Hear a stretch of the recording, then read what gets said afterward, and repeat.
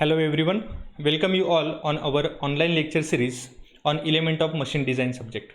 This is our next lecture on stress and strain point. In this lecture, we are going to discuss the point stress and strain and the different types of stresses and different types of strain also. Now, we will move towards our first point, that is stress.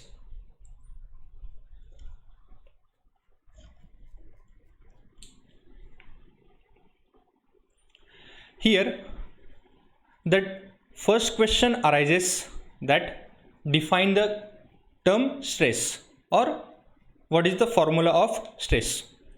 We know that the definition of stress is as it is the ratio of force applied per unit cross-sectional area, and the formula of stress is quite simple one, sigma is equal to P upon A.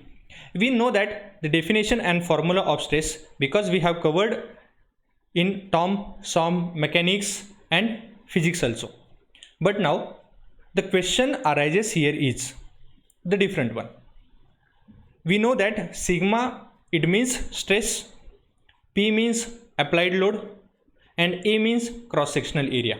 But we will concentrate on a P force. When we called it as a applied force, that time it is applied force but on external. When the external force is applied on any element, we represent that force as a P force. And due to that external force, some changes are happened inside the material and we called it as a stress when we consider with respect to area. The main point is that when we consider outer force and due to that force some changes are going to happen inside the material, that time these internal stresses have to consider due to internal force only, not outer force. And when we consider the internal force which is generating inside the material, that time the sigma or stress formula is like sigma is equal to R upon A. Now you are thinking that it is a quite confusing one, but for that purpose, to make it easy, we will take one example. Consider this is a metal rod and the black spots are representing the grain structure of a metal. Now we are going to apply the external force on that the end of material. Here the red arrow indicating P magnitude tensile type load which is applied at the end of material. Instead of both the force, now we are going to only consider one force and other end is fixed to one plate. Okay, the one end is fixed and other end is in a tensile loading condition. That time when a tensile force is applied on any element, that time here negative direction or opposite direction some internal force are also generating. To get this clear, we will have to one example. This is a metal rod and this end is a free one. We will apply the force P here only and we pull it here.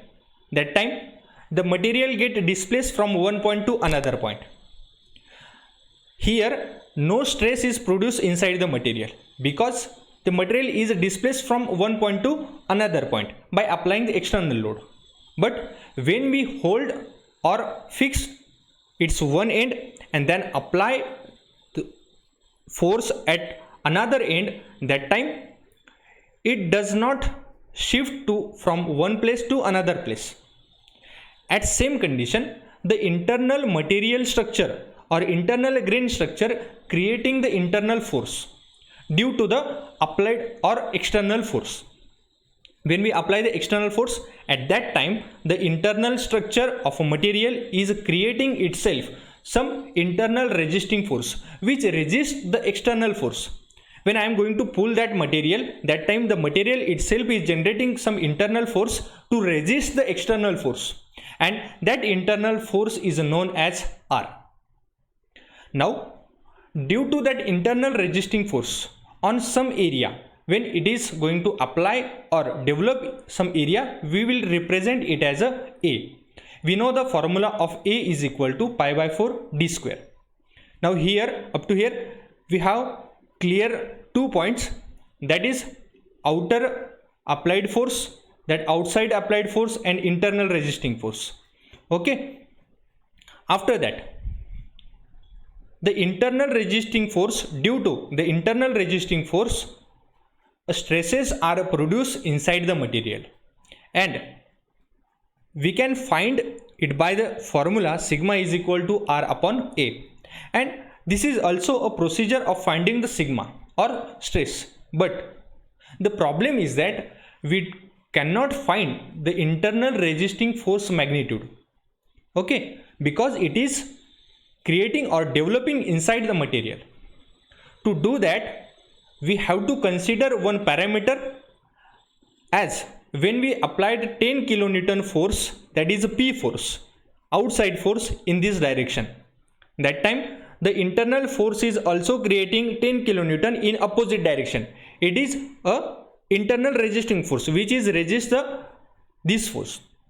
When we increase the magnitude of P force, that is 20 kilonewton, now we will apply the 20 kilonewton force in this direction. That time the material is also creating internal resisting force in this direction. Now the material capacity is 25 kilonewton only, and we apply the 30 or 40 kilonewton. Now the P force is 40 kilonewton. That time the material cannot create the 40 kilonewton internal resisting force. Here the material get break down into two parts. Okay. At same point, when we apply the external force in P magnitude, that time the same magnitude force is created inside the material, which is known as R is equal to P. That means outer external force or force applied at the end of material is similar to the force created inside the material, and we don't know the internal resisting force, therefore we have the equation R is equal to P, and when we put it together, then we have the sigma is equal to P by A, and therefore we are not using this formula. Okay. Now we have the statement of stress, and we have to compare this statement with our example. Compare this statement with our example. When an external force applied on a body or component, here the external force is a red color force one. When an external force applied on a body or a component, some internal force are set up in the body which resists the external force is known as stress. Now I hope by this statement you are going to clear the concept of stress. Now we will move toward the next point, that is types of stresses. Here the first point is tensile stress, second one is compressive stress, then bending stress, next one is a shear stress.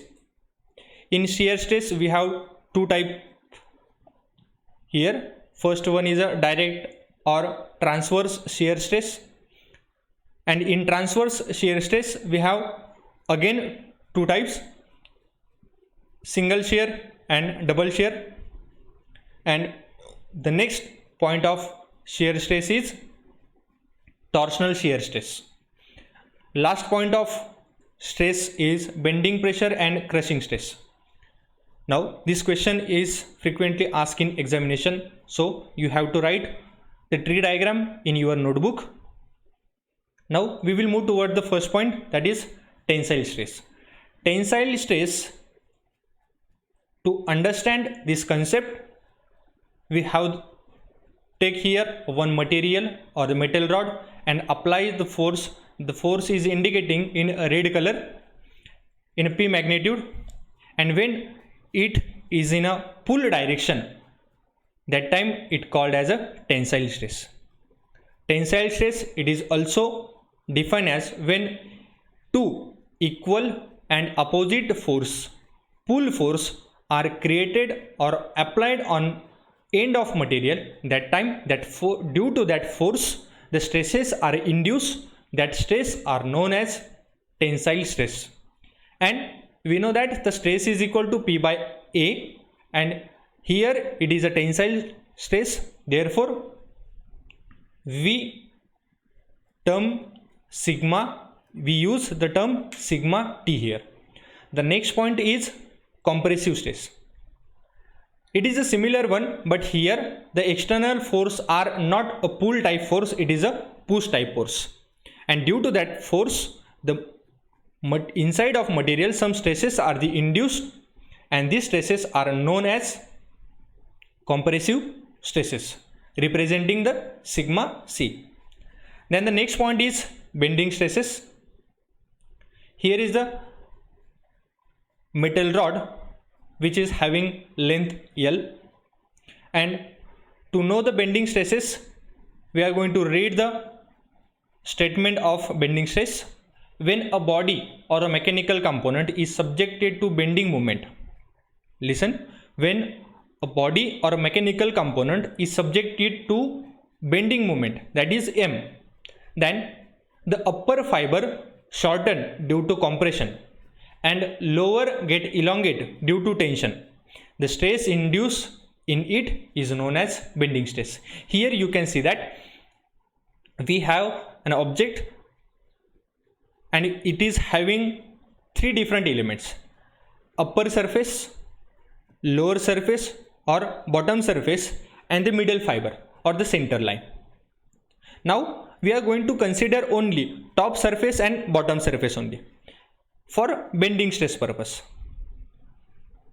Here, by applying bending moment, that material is get bent into this shape. Okay, when the material get bent in this action, that time the upper fiber is in a compression and the lower fiber is in a tension. Okay, you can see here when the material get bent, the upper layer is in a compression type of stress and the lower surface is in tensile stress. But the important point is that what will be happen with the middle line, that is a neutral axis. No any stresses are going to produce at neutral axis, that is the center axis, and the bending formula of bending stress is M upon I is equal to sigma B upon Y is equal to E upon R. This formula is also completed in last semester subject, that is strength of material. Then after we have the next stress is shear stress. This is a important point, and we have different types of problems in this subject. In every numerical we have some bending stresses or we have some to find some shear stresses. To calculate that stresses, first of all we have to get clear the one point, what is mean by shear stress.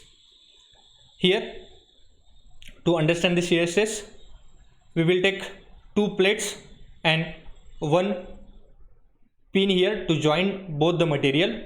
Here is the first bottom plate and second top plate, which are joined together by using this red color pin. And now we are going to apply the force at the end of plate. Here you can see that here is a one plate and here is a second plate. Now I am going to add both the plates by using this pin, and the top plate is going to pull in this direction and bottom plate is going to pull by applied load in this direction.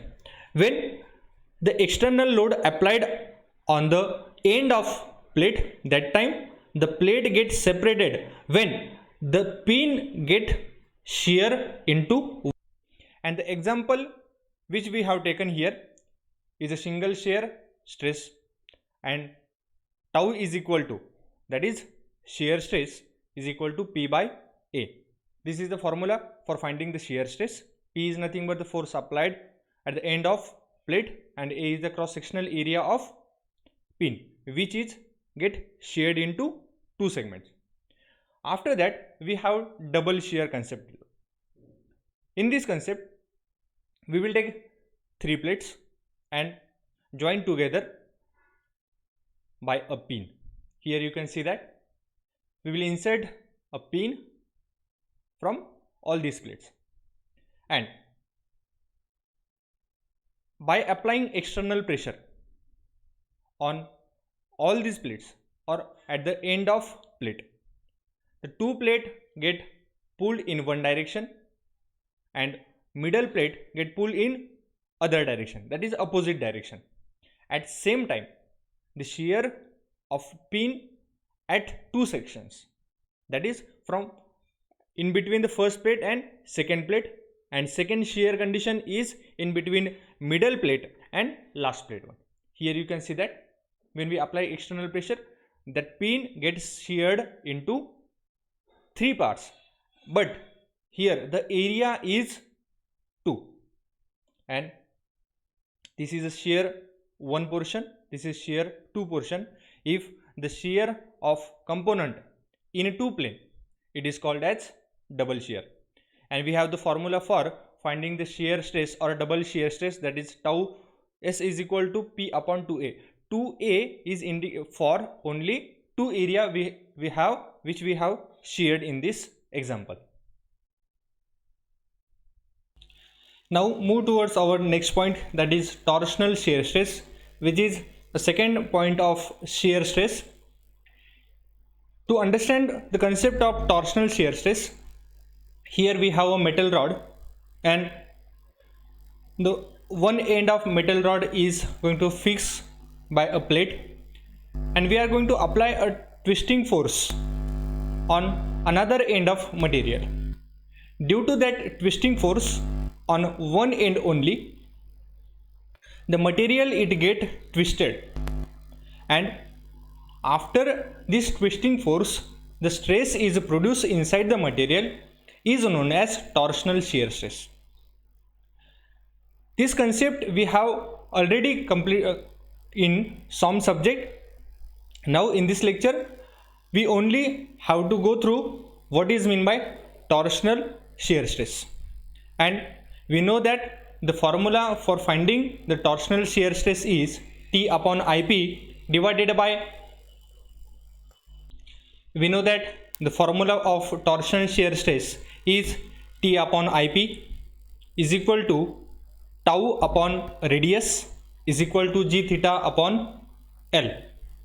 Here the T means torque or twisting moment, IP is polar moment of inertia, tau is shear stress, G means modulus of rigidity, theta is angle of twist when we apply the external force, at what amount that the material is twisting, that is theta, that it means the angle of twist, and L is the length of component. You have to write the formula and the definition of torsional shear stress and the concept of shear stress in your notebook also. This is homework for you. After that, we have next point is bearing stress and crushing stress. The first point is bearing pressure and bearing stress. It is a localized compressive stress at the area of contact between two interacting components having relative motion between them. When we have to, here we have to consider two components and the relative motion between them. Next point is crushing stress. It is localized compressive stress that induce at the area of surface of contact between two interacting components which are relatively at rest, known as crushing stress. Here the example is shown in figure below. We have two plates and we are going to join both the plates by using a rivet, and the rivet is, when external force is applied, that time it get break down, and the stress is produced here is a crushing stress, and that crushing stress is calculated by using the formula sigma c is equal to P upon d into T into N. Here P is nothing but the external force applied on material. D means diameter of pin, the pin which we are inserting to join the material. The diameter of pin is D1. T means thickness of plate. When we joined both the plates, the single plate thickness is T, and N means the number of plate. If we are going to attach 3 plates, then N is equal to 3. If we attach a 4 plate, then N is equal to 4. So in this way we are going to calculate the crushing stress by using the formula sigma c is equal to P upon d into T into N. Then we have the principal stress and principal plane. These are the formula for principal stress and principal plane. One example is frequently asked by using this formula. Now you have to write all these formula in your notebook. In next lecture we are going to discuss what is meant by strain and lateral strain and linear strain also, because in problem or in numerical somewhere we have to calculate the lateral strain and linear strain also. Therefore we know that what is meant by lateral strain and what is meant by linear strain. In next lecture we are going to discuss the point strain. Thank you.